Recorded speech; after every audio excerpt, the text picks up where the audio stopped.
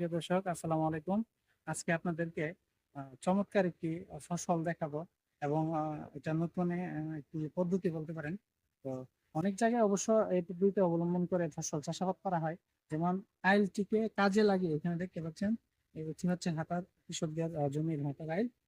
এখানে দুই পাশে আইল ফসল হিসাবে এখানে বরবটি চাষ করা হয়েছে। বরবটির ফলনও খুব ভালো। এখানে বরবটি দেখতে পাচ্ছেন, মোটামুটি অনেকগুলো ধরে আছে, অনেক বরবটি রয়েছে। এখান থেকে অনেক বরবটি হারভেস্ট করা হয়েছে। তো আপনারা চাইলে আপনাদের যে আইলটি রয়েছে জমির পাশে, আইলটির যথোপযুক্ত ব্যবহারের মাধ্যমে আপনারা কিন্তু ফসল উৎপাদন করতে পারেন। শুধু বরবটি নয়, লতানো আর অন্যান্য যে গাছগুলো রয়েছে, আপনারা চাইলে ছোট ভ্যারাইটি যেগুলো, এগুলো চাষাবাদ করে লাভবান হতে পারেন। যেমন খাটো জাতের সিম রয়েছে বরবটির পাশাপাশি, এটি কিন্তু খুব চমৎকার ভাবে চাষ করতে পারেন। তাহলে আপনারা অনেক লাভবান হবেন, আপনাদের জমির আইলটিও উপযুক্ত ব্যবহার হবে। ধন্যবাদ সবাইকে। আসসালামু আলাইকুম।